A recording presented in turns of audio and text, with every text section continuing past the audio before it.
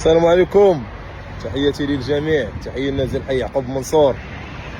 تبارك الله على الاستاذ المغودي المحترم.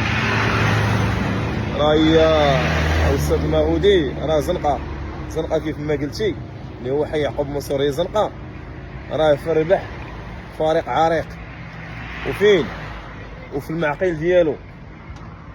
لذلك السي المغودي الناس راه ما تيحقروش، ما يمكنش زنقه. كيفاش زعما زنقه؟ هنا الفرقه الفريق ما تيتقاش بالجمهور. اللي عنده جمهور صافي خصو تيران، اللي عنده جمهور صافي خصو تيران. ولا راه اي فريق في البريمير سيري خصو ملعب على الاقل تكون الارضيه ديالو مناسبه للعب كره القدم، لانه هذاك الملعب هو راه كيقدم صوره للبطوله الوطنيه. هذاك الشيء اللي كاين.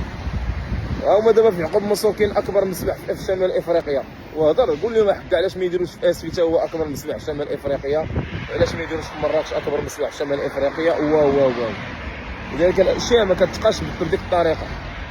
وراه اخطر حاجه واصعب حاجه هو المقارنات. بحال هكاك المقارنات راه لا داعي للمقارنات. بحال هكاك الاستاذ المغودي المحترم، وتحياتي واحتراماتي ليك وراه تنحترموك، هو راه غلطتي في حق يعقوب منصور وغلطتي في حق الناس ديال توارقه وغلطتي في حق الناس ديال الفيوس.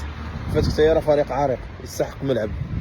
وكما تنقولوا تنعاودها، راه الملعب لا يقاس بالفرقه اللي عندها عدد جماهير، بالعكس على حسب الارضيه ديال الملعب.